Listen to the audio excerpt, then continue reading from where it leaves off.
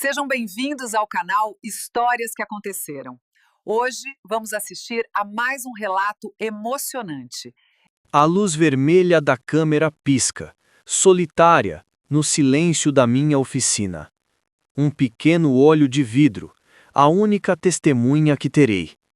O cheiro de serragem e óleo que, por 50 anos, foi o cheiro da minha segurança, do meu disfarce, hoje parece o pó de um túmulo. Minhas mãos, as mãos grossas e calejadas de Jonas, tremem ao ajustar o enquadramento. Elas construíram casas, consertaram motores, seguraram meus filhos. Mãos de um homem, mãos de uma mentira. Respiro fundo, o ar pesado. Começo. Meus filhos, Sérgio e Lia, se vocês estão assistindo a isso, é porque eu não tive coragem de dizer tudo na cara. Ou talvez porque eu já não esteja mais aqui para ver a dor ou a raiva nos olhos de vocês. Existem verdades que são como um prédio ruindo. Não dá para sair de perto sem se ferir.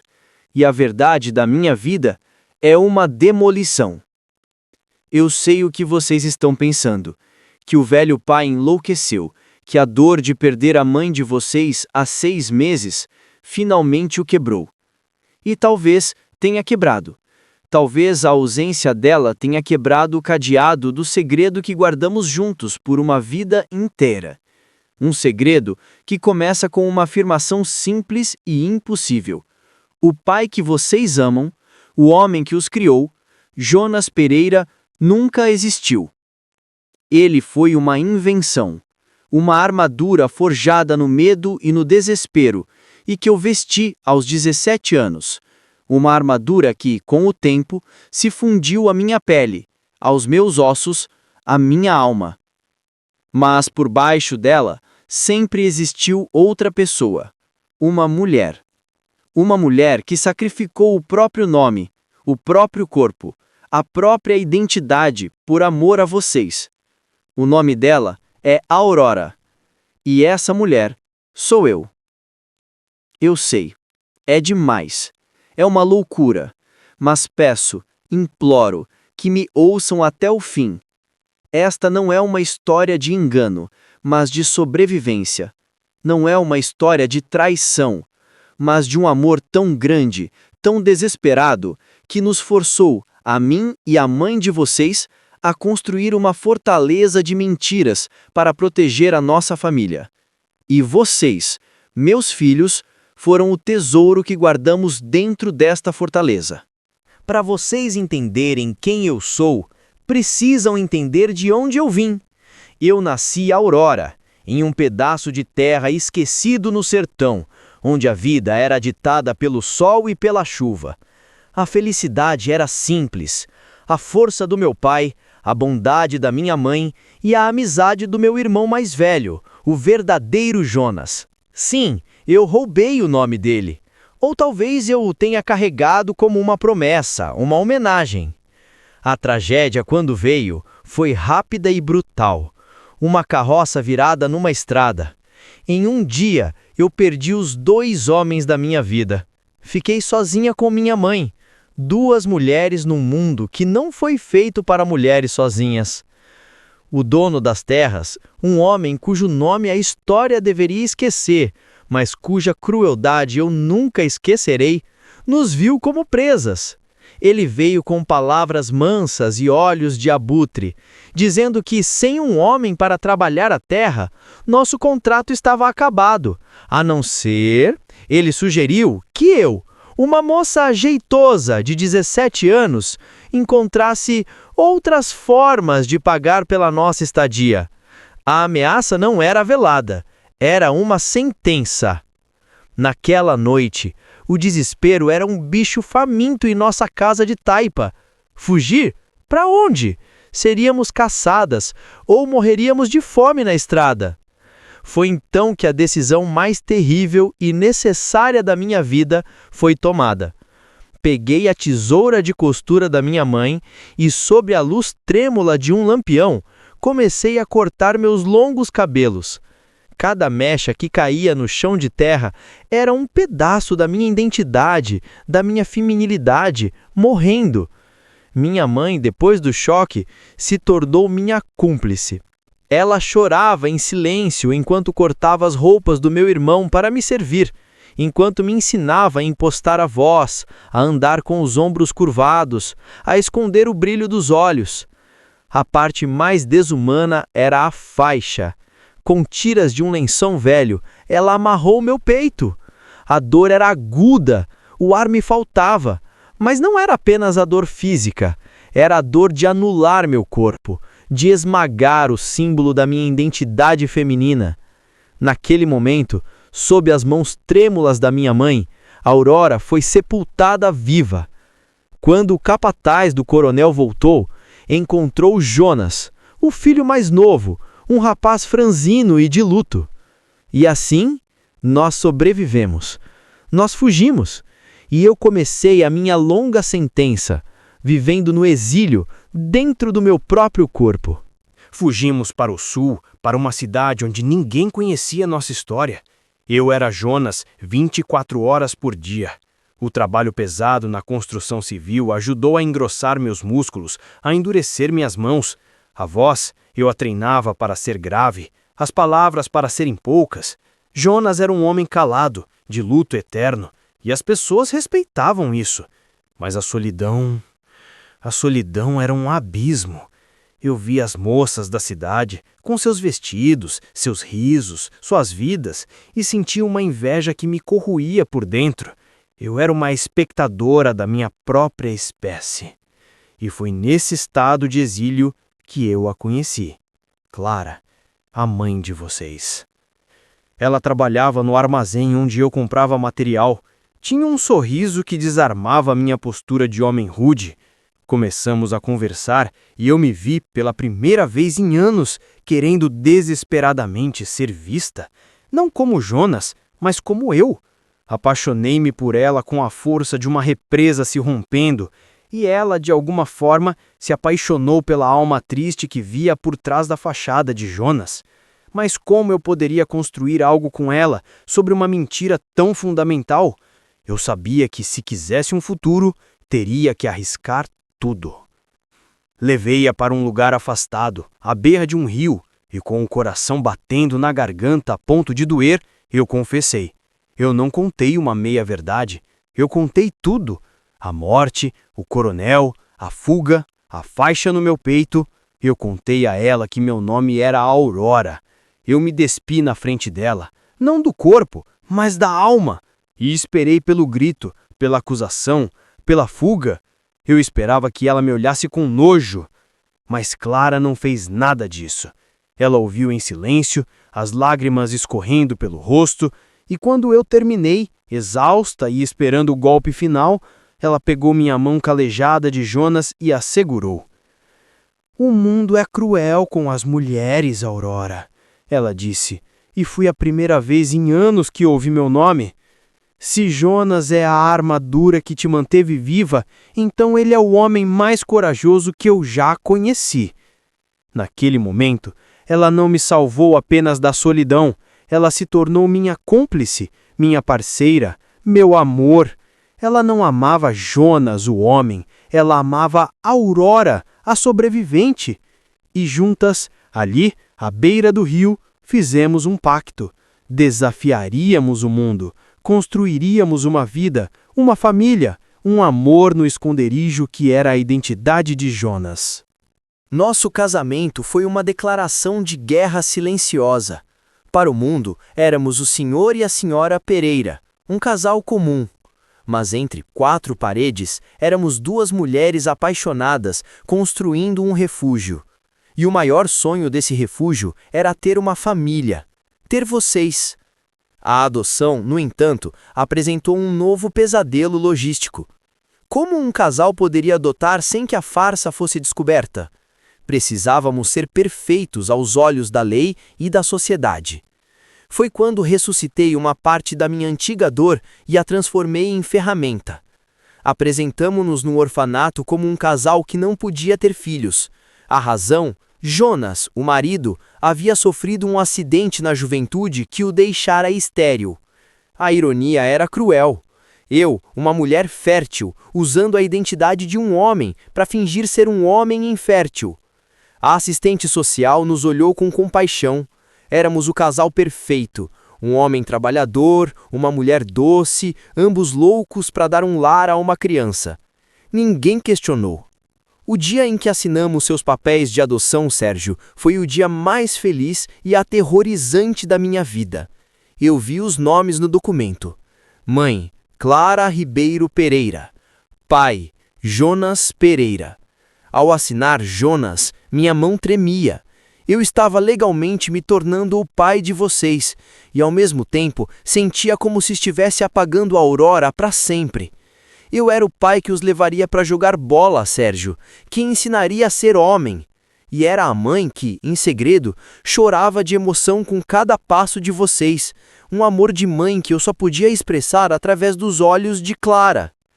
Mas o desafio mais constante, o meu calvário diário, era o meu próprio corpo. Esconder meus seios era uma batalha sem trégua. A faixa de algodão se tornou minha segunda pele. No calor do Nordeste, ela me sufocava, causava feridas, assaduras que eu tratava em segredo, à noite. Meus pulmões nunca se enchiam completamente, minha respiração era sempre curta. As costelas doíam. Várias vezes tive que fingir uma tosse forte para poder correr para o banheiro e afrouxar a faixa por alguns minutos, sentindo um alívio indescritível. Eu nunca podia ir à praia, nunca podia tirar a camisa num dia de calor, nunca podia relaxar de verdade. O corpo de Jonas era uma armadura, sim, mas também era uma câmara de tortura. E eu suportei cada segundo, porque ao chegar em casa, eu via o sorriso de vocês. E o sacrifício valia a pena. Crescer com um segredo dessa magnitude no coração da casa envenenava o ar. Vocês não viam, mas nós sentíamos. A tensão era constante.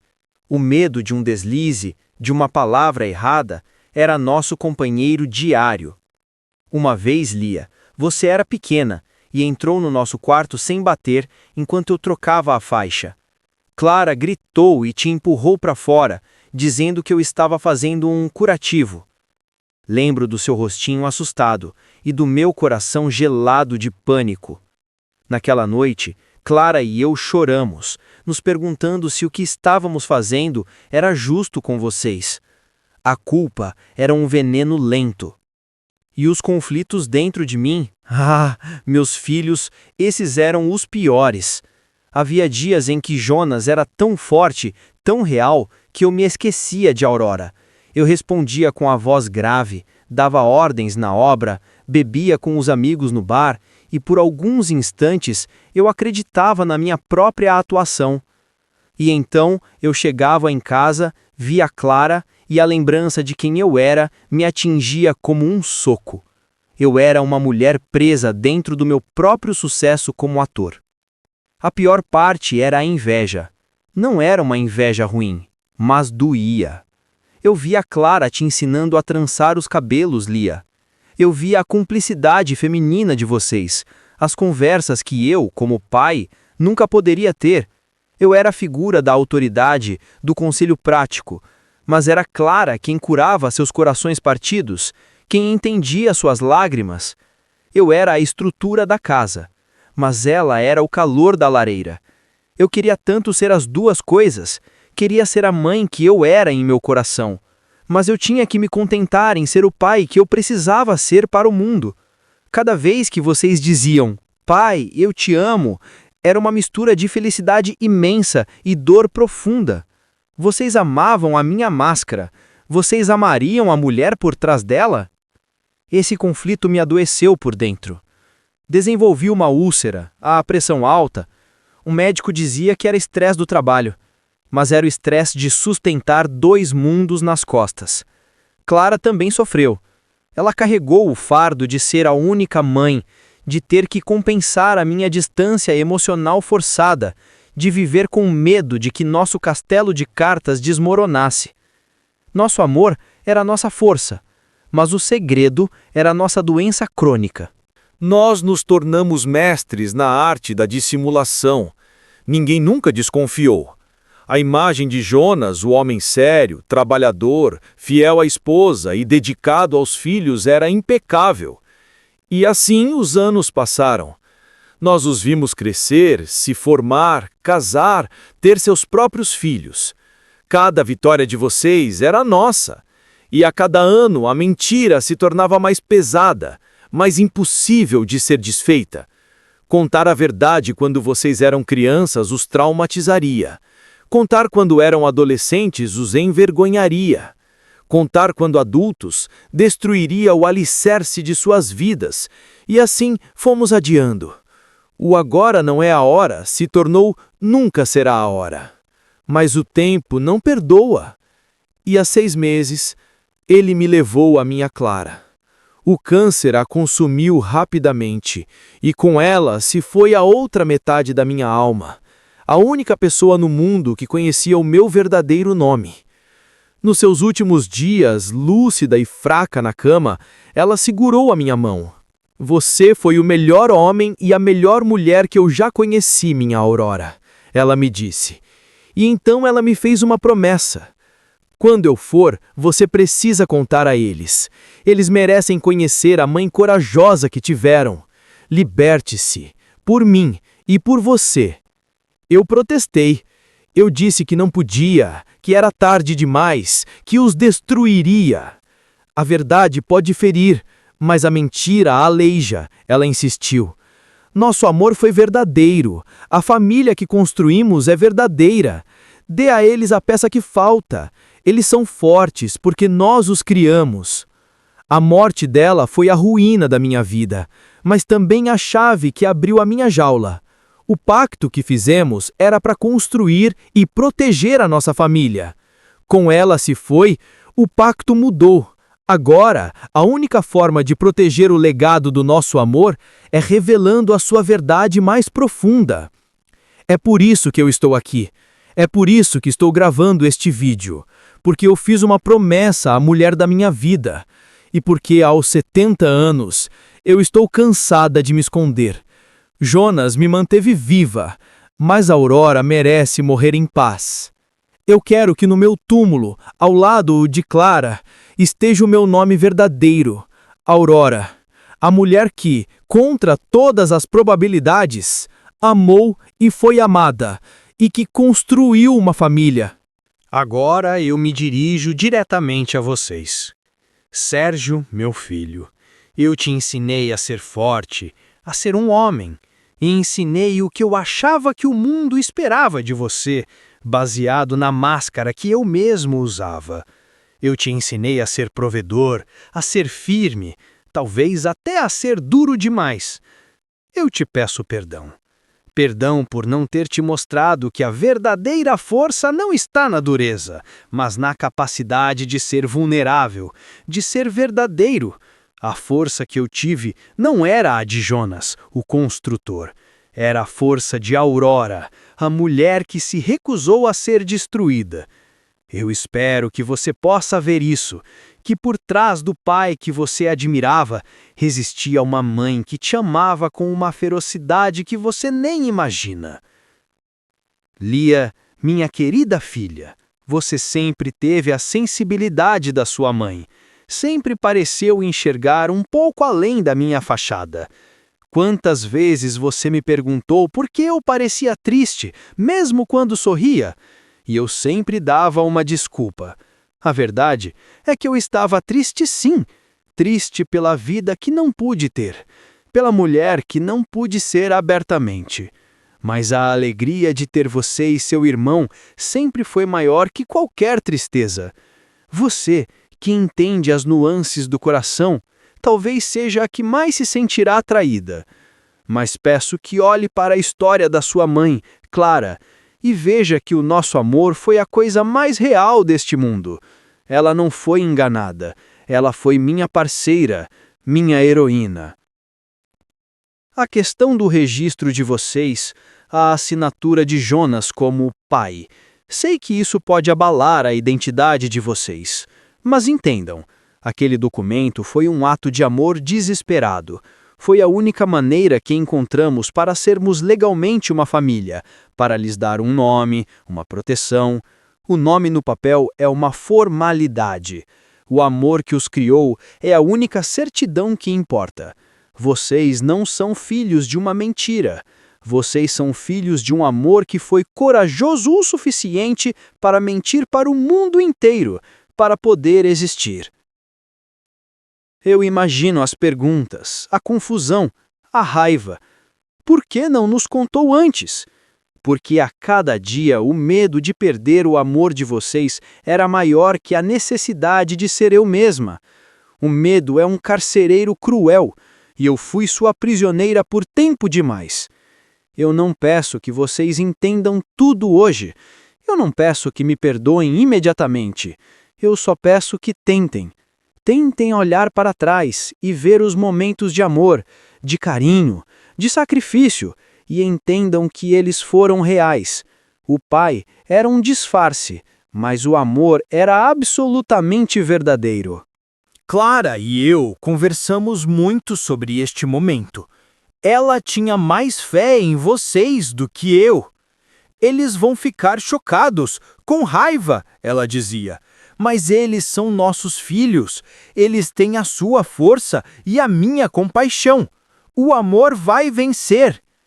Eu espero, rezo para que ela estivesse certa. O maior medo dela não era a morte. Era que, ao revelar nosso segredo, eu ficasse sozinha. E é por isso que ela me fez prometer que eu contaria a verdade. Ela não queria que eu vivesse o resto dos meus dias carregando o fardo sozinha, definhando na solidão da minha identidade secreta. Há detalhes que vocês nunca souberam. As noites em que chorei de dor, com as costelas machucadas pela faixa, e Clara cuidou de mim em silêncio. A vez em que quase fui chamado para servir o exército na juventude e tivemos que forjar um documento médico atestando uma doença pulmonar crônica para me livrar do exame físico que revelaria tudo. Os pequenos pânicos diários, como um simples aperto de mão ser firme o suficiente, ou minha voz não afinar com uma emoção mais forte. A vida de vocês foi normal e segura, porque a nossa foi uma vigília constante, uma performance ininterrupta. Nós abrimos mão de muitas coisas. Nunca pudemos viajar para a praia como uma família normal. Eu nunca pude dançar com Clara em uma festa como uma mulher dança com outra mulher. Nunca pudemos demonstrar nosso afeto em público da forma como o sentíamos. Vivemos um amor podado, restrito às 4 paredes da nossa casa. Mas dentro daquelas paredes, meus filhos, nosso amor era um universo e vocês eram o centro dele. Eu sei que isso muda tudo. Muda o passado de vocês. Muda a forma como vocês se lembrarão do pai. Peço que, quando a raiva passar, vocês não se lembrem de Jonas, o mentiroso. Peço que se lembrem de Aurora, a lutadora, e de Clara, a mulher que teve a coragem de amar outra mulher em uma época em que isso era impensável, e que, junto a ela, construiu o milagre que é a nossa família. A história de vocês não é menos bonita por causa disso. Ela é, talvez, ainda mais extraordinária. Então, o que acontece agora? Esta gravação é o meu ponto final como Jonas. É a minha demissão do papel de uma vida inteira. Eu não sei o que vocês farão com esta verdade. Talvez a apaguem, finjam que nunca a viram e sigam lembrando do pai que se foi com a mãe de vocês. Talvez me odeiem. Talvez, com o tempo, tentem entender. Qualquer que seja a reação de vocês, eu aceitarei. Eu devo isso a vocês. Mas eu preciso que saibam dos meus últimos desejos. Eu não quero que a lápide ao lado da de Clara tenha o nome de um homem que nunca existiu. Eu quero o meu nome, Aurora. Eu quero ser enterrada como a mulher que sempre fui, ao lado da mulher que sempre amei. Eu quero que meus netos, um dia, saibam que tiveram 2 avós. Uma que eles conheceram e amaram, e outra que viveu disfarçada de avô, para que todos pudessem existir. Este vídeo é a minha herança. Não tenho terras ou fortunas para deixar. A casa, tudo que é material, já é de vocês. O que eu deixo é a verdade. Uma verdade dolorosa, complexa, mas é a única coisa verdadeiramente minha que tenho para lhes dar. Usem-na como quiserem. Contem ao mundo se acharem que devem. Guardem-na como um segredo de família, se assim preferirem. A verdade agora pertence a vocês. Eu olho ao redor desta oficina. Tantas ferramentas. Por tantos anos, eu achei que elas me definiam.